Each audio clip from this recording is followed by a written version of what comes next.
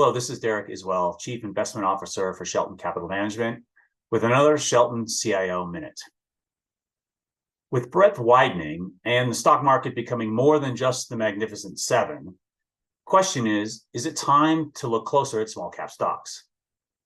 Small caps have performed well since May of this year. Recession fears are abating, and small caps have far more cyclical exposure than large caps.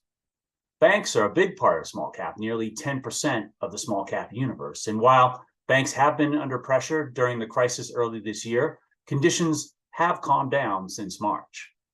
They could still be a source of volatility going forward, but with further economic stability, they also could be a source of returns.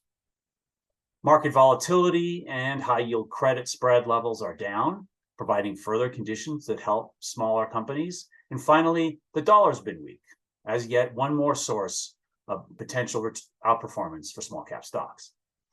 Now, despite this summer rally, small cap stocks are still historically cheap versus large caps.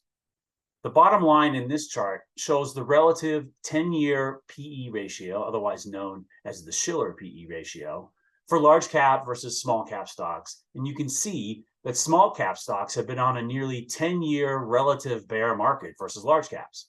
A few strong months here have not put a dent in what is now and has been a historically high difference in valuation.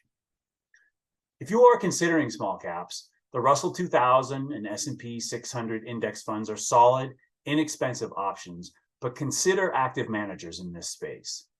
Since small caps are relatively neglected by the investing public, small cap managers tend to have great success in this area and generally more than justify any difference in fees. For any further information, please don't hesitate to contact your local Shelton Capital representative. This has been a Shelton Capital CIO Minute.